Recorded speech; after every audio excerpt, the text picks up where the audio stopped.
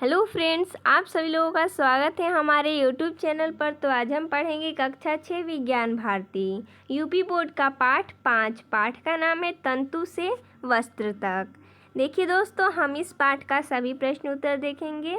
अभ्यास प्रश्न नंबर 1 है, सही विकल्प को छांटकर अपनी अभ्यास पुस्तिका में लिखिए। तो देखिए, इसमें प्रश्न दिया है और 4 विकल्प दिए गए हैं। चारों विकल्प में से कोई एक विकल्प सही है, जिसे छांटकर हमें अपनी अभ्यास पुस्तिका में लिखना है। तो हमने यहाँ पर लिखकर बता दिया है। तो प्रश्न है, ऊन प्राप्त नहीं होते हैं। विकल्प है भेड़ के बाल से, यानी कि भेड़ के बाल से, ऊँट के बाल से, याक के बाल से, लंगूर के बाल से। यानी कि देखिए, इसमें कह रहा है कि किस जानवर से, यानी कि ऊन किससे प्राप्त नहीं होता है। तो भेड़ के बालों से ऊन प्राप्त होता है, ऊँट से भी होता है और याक से भी होता है, लेकिन लंगूर के बालों से ऊन प्राप्त हमें नहीं होता है। तो इसका सही विकल्प हो जाएगा लंगूर के बाल से। अगला प्रश्न है, कृषि रेशा है। विकल्प है रुई, जूट, नायलॉन, फ्लैक्स। तो इसका सही विकल्प हो जाएगा नायलॉन।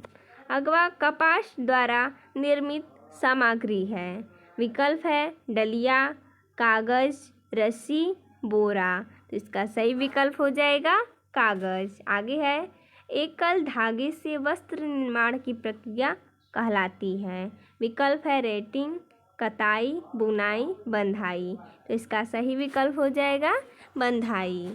अगला प्रश्न है, 2 नंबर, निम्नलिखित कथनों में सही के सामने सही तथा गलत के सामने गलत का चिन्ह लगाइए।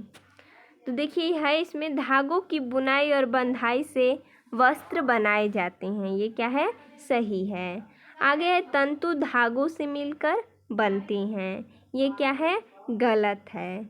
आगे, जूट प्राप्त करने के लिए पटसन की फसल को पुष्पन अवस्था में काटते हैं। ये भी सही है।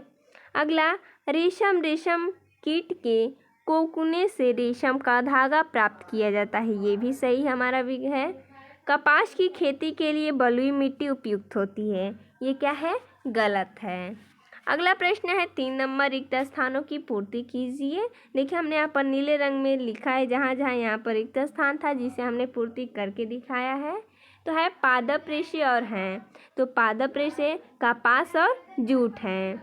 अगला, और जंतु रेशे हैं। तो ऊन और रेशम जंतु रेशे हैं। आगे है, कपास के बीज से प्राप्त किया जाता है। तो हम कपास से बीज से क्या प्राप्त करते हैं? तेल प्राप्त करते हैं। तो यहाँ पर रिक्त स्थान में भरा जाएगा तेल। आगे है, के तने से जूट के रेशे प्राप्त किए जाते हैं। तो यहाँ पर भरा जाएगा पटसन से। पटसन का जो तना होता है, उससे हम जूट के रेशे प्राप्त करते हैं। अगला प्रश्न है, 4 नंबर, निम्नलिखित के सही जोड़े बनाइए। स्तंभ क है और स्तंभ ख है। यानी कि स्तंभ क को हमें स्तंभ ख से मिलाना है, सही जोड़े मिलाने हैं। है पानी में पटसन के तले को गलाना, रेटिंग, यानी कि क्या कहलाता है? रेटिंग कहलाता है। आगे, कपास गोलकों से कपास के बीज को निकालना क्या कहलाता है? कपास ओटना। यानी कि जब हम कपास गोलकों से कपास का बीज निकालते हैं तो क्या कहलाता है? कपास ओटना। आगे है, 2 धागों की सहायता से वस्त्र बनाने की प्रक्रिया क्या कहलाती है? बुनाई कहलाती है। आगे, तंतु से धागे को बनाना कताई कहलाता है। आगे, एकल धागे से वस्त्र बनाने की प्रक्रिया को बंधाई कहते हैं। अगला प्रश्न है, 5 नंबर, निम्नलिखित रेशों को पादप तथा जंतु एवं संश्लेषित रेशों में बांटिए। तो इसमें दिया है नायलॉन, जूट, ऊन, खई, रेशम, फ्लैक्स, पॉलिएस्टर। इसी को हमें पादप, जंतु तथा संश्लेषित रेशों में बांटना है। तो पादप रेशा में हो जाएगा जूट, फ्लैक्स, रुई, और जंतु रेशा में ऊन, रेशम, और संश्लेषित रेशा में नायलॉन, पॉलिएस्टर।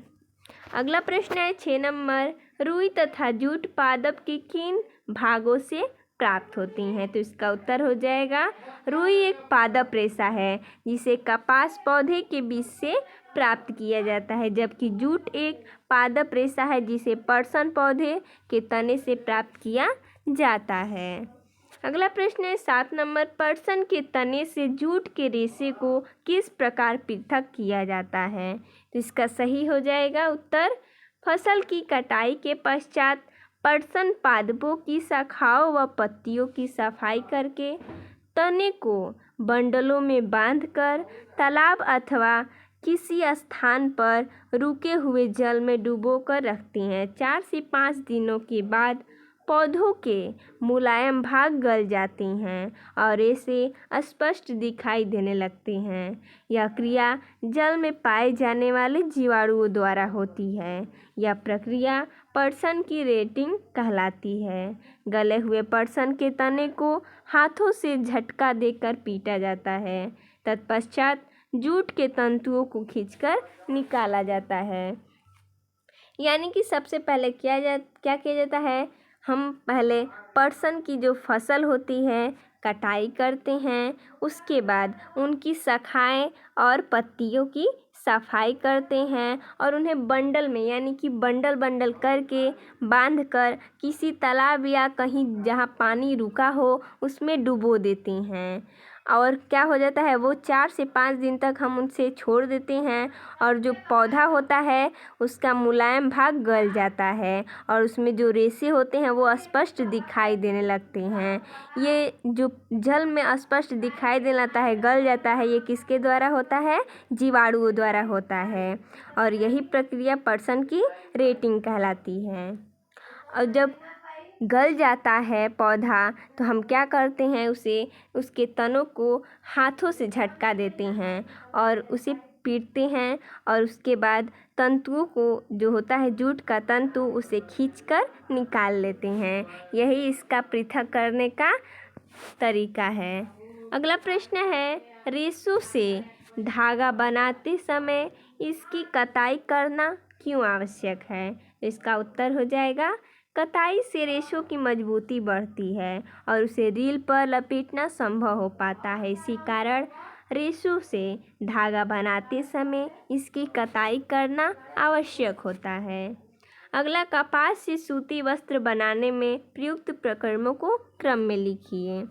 तो इसमें है, सबसे पहले तंतु या रेशा से धागा बनेगा, उसके बाद कपड़ा से वस्त्र, यानी कि तंतु या रेशे की कताई कर धागा बनता है, उसके बाद धागों की बुनाई कर कपड़ा बनता है, कपड़ों को सिलकर वस्त्र बनता है, यानी कि वस्त्र तैयार होता है। अगला है, कपास तथा जूट के रेशों के दो उपयोग लिखिए।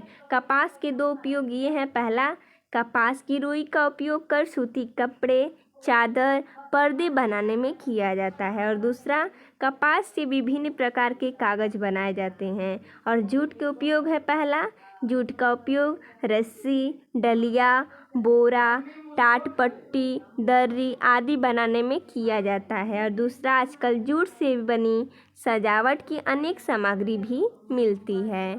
तो देखिए दोस्तों, इसमें इतना ही क्वेश्चन दिया था।